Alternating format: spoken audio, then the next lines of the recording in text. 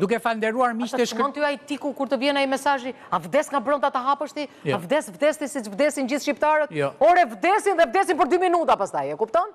Vdesin të hapin ato dhe vdesin për 2 sekonda. Nuk vdes hiç. Fare, sepse e di që do ndaloj çikën poshtë dhe do e hap. Kështu që nuk vdes hiç. Falenderoj miqtë e shkëlqyer të studios për të gjitha mesazhet e bukura që dhanë, Gerardin e veçantë dhe Policinë e Shtetit për gjithë përpjekjen titanike që bën me këtë popull që çdo shqiptar ka nga 1 deri në 3 kode rrugore personale. Këtë idheni poshtë si doni, po ky është fakt, idheni poshtë, më shani mua. E dyta. Shumë e vërtet. Këshill për të gjithë njerëzit që kalojnë rrugën duke mbajtur celularin në dorë, pra për këmbësorët.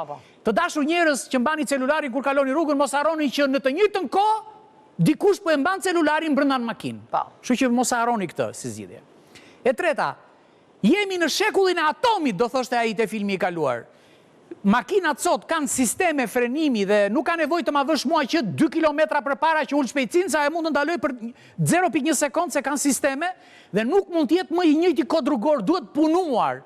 Dhe unë duhet eci me shpejtësinë e kohës, jo me shpejtësinë e babaqemos. Ky është fakt, idheni poshtë.